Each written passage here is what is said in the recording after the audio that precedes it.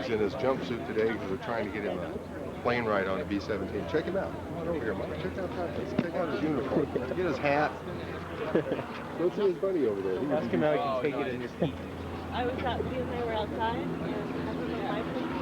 This is the hotel right there. I thought maybe tell him to grab a bottle of it. Hey, Todd. I'm recording you. Turn it off. You're recording that? It's really loud. To what? To when? The date or what? Yeah? Well, we have the date. I already talked about that, but I'd like you to introduce me to your friend here. Manny? That was a POW, yeah. Manny? Who was a POW? You can tell the Germans starved to Manny while he was there, and he was working in the kitchen. Now, wait a minute. Come on. I was about 100 pounds younger than 100 pounds younger. Okay. I was about 100 pounds younger. What year was that, Manny? Where were you in Europe? I landed on December 7th, 1944 at Valley Royal. Flew my first mission. We flew our first mission on Christmas Day. On Battle of the Bulge, I got shot down on January 22nd. By our troops? Yeah, it would surprise me. It was anti-aircraft that did it. Was it B-17? You were in a B-17? Yeah, I didn't realize until afterwards that we were only about 90 kilometers east of the Battle of the Bulge where we were shot down. And we were only, by air, we were only about 3 minutes.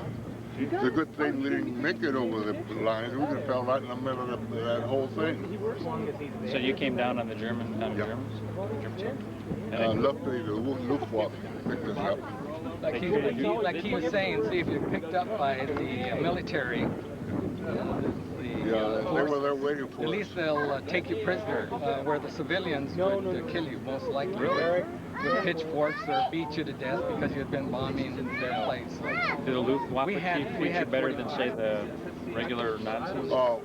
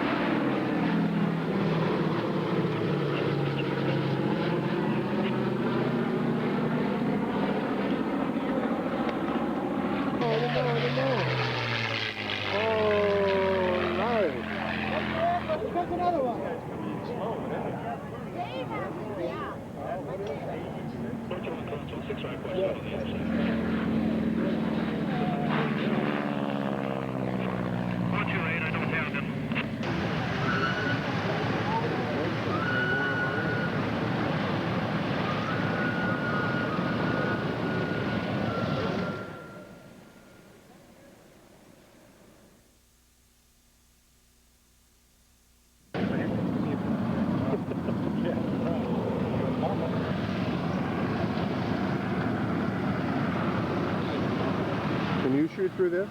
Yeah, only when it's pretty close up. It's kind of hard. I tried it.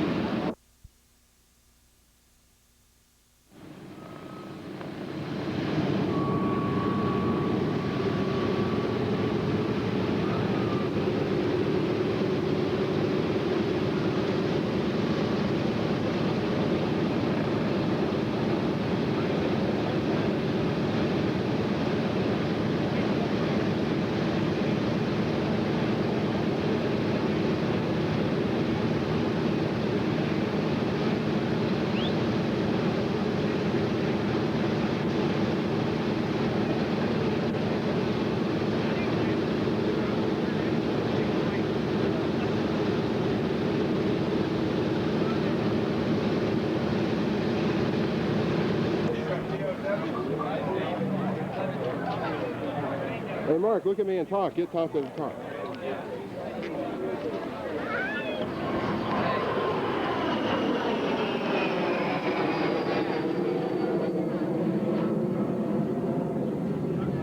Where'd you get this book? You brought it? You never did see that one, did you?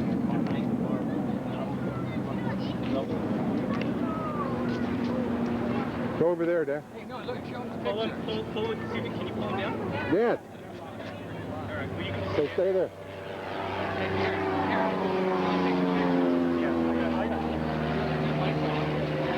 That's where he was. Oh, cool. That's the real Look at that.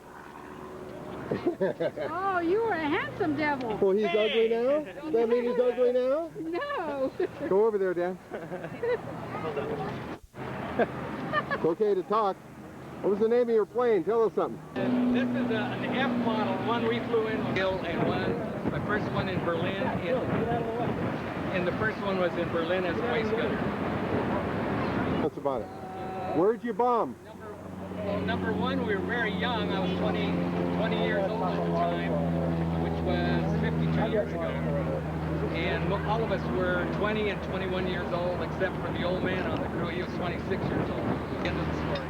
Nice to be here. Thank you. Hey, and Dad, what was the most significant bombing campaign you were on? Was it the ball bearing factories in Germany? To us was on that side, and our plane got hit in the engines. They got hit in the supercharger, I believe it was, and gasoline was coming out. I thought it was smoke from the tail, and at that instant, the whole left wing caught fire to the tail. They jettisoned their bombs. 3 bailed out, and the plane went into dive, and 6 of them were blown up. Oh, boy. So that was the closest plane that came to us as far as... Did you bomb the petroleum grounds that were in Eastern Europe? No, that was the B-24. How harrowing were the English pubs? Well, what was rough was riding the bicycle back from the pubs after time in the absolute dark. Would you like to tell us... No, I wouldn't, because your mother-in-law is going to hear about it. Look in English. Good, good. And well, in London, after the invasion, that the Nazis were firing the V1 buzz bombs. Could you tell us a little about that and what that was like?